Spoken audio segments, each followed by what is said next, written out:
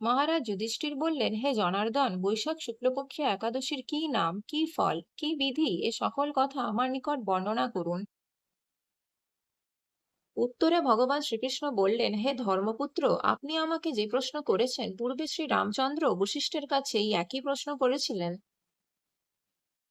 তিনি জিজ্ঞাসা করলেন, হে মুনিবর, আমি জনকনন্দিনী সীতার বিরহজনিত কারণে বহু দুঃখ পাচ্ছি। তাই একটি উত্তম ব্রতের কথা আমাকে বলুন, যার দ্বারা সর্বপাপ ক্ষয় ও সর্বদুঃখ বিনষ্ট হয়।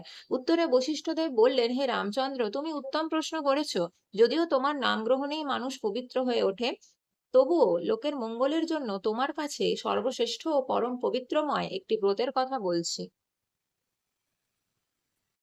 বৈশাখ মাসের শুক্লপক্ষিয়া একাদশী মোহিনী নামে প্রসিদ্ধা। এই ব্রত প্রভাবে মানুষের সকল পাপ, দুঃখ ও মোহজাল অচিরেই নষ্ট হয়।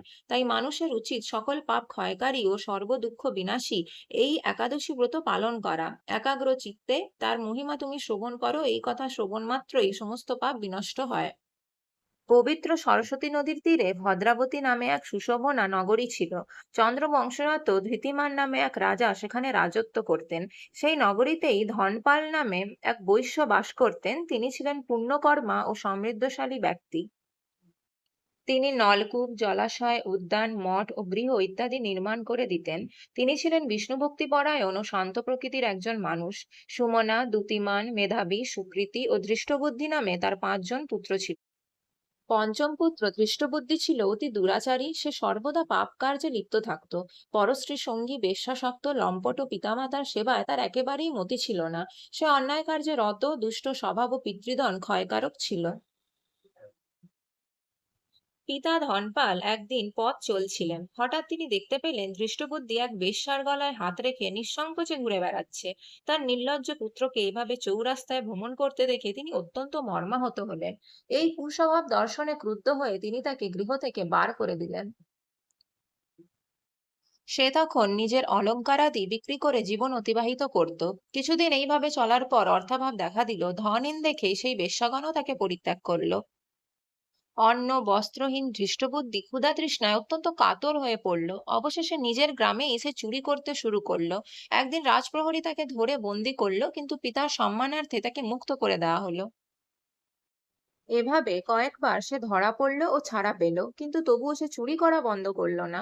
তখন রাজা তাকে কারাগারে বন্দি রাখলেন। সে দণ্ডভোগ করলো। কারাভোগের পর অনন্য উপায়ে ধৃষ্টবুদ্ধি বনে প্রবেশ করলো। সেখানে সে পশু পাখি বধ করে তাদের মাংস ভক্ষণ করে অতি দুঃখে পাপময় জীবন কাটাতে লাগলো। দৃষ্টবুদ্ধি দিবারাত্রি দুঃখ সুখে জর্জরিত হলো। এভাবে অনেক দিন অতিবাহিত হলো। কোনো পুণ্য ফলে সহসা একদিন সে কৌণ্ডিন্য ঋষির আশ্রমে উপস্থিত হলো। শোকাকুল দৃষ্টবুদ্ধি তার সম্মুখে উপস্থিত হলো। ঘটনাক্রমে ঋষির বস্ত্র হতে এক বিন্দু জল তার গায়ে পড়ল। সেই জল স্পর্শে তার সব পাপ দূর হলো। হঠাৎ তার শুভবুদ্ধির উদয় হয়ে গেল। ঋষির সামনে সে প্রার্থনা করতে লাগলো, হে ঋষিশ্রেষ্ঠ, যে পুণ্য প্রভাবে আমি ভীষণ দুঃখ যন্ত্রণা থেকে মুক্তি লাভ করতে পারি, তা দয়া করে আমাকে বলুন। ঋষি বললেন, বৈশাখ মাসের শুক্লপক্ষে মোহিনী নামে যে প্রসিদ্ধ একাদশী আছে, তুমি সেই ব্রত পালন করো। এই ব্রতের ফলে মানুষের বহু জন্মার্জিত পর্বত পরিমাণ পাপরাশিও ক্ষয় হয়ে যায়। মহামুনি বশিষ্ঠ বললেন, কৌণ্ডিন্য ঋষির উপদেশ শুনে প্রসন্ন চিত্তে দৃষ্টবুদ্ধি সেই ব্রত পালন করলো। হে মহারাজ রামচন্দ্র, এই ব্রত পালনে সে নিষ্পাপ হয়ে গেল। সে দিব্যদেহ লাভ করলো। অবশেষে গরুড়ে আরোহণ করে সব প্রকার উপদ্রবহীন বৈকুণ্ঠ ধামে সে গমন করলো। হে রাজন, ত্রিলোকে মোহিনী ব্রত থেকে আর শ্রেষ্ঠ ব্রত নেই। যজ্ঞ, তীর্থস্থান, দান ইত্যাদি কোনো পুণ্যকর্মই এই ব্রতের সমান নয়। এই ব্রত কথা শ্রবণ ও কীর্তনে সহস্র গোদানের ফল লাভ হয়।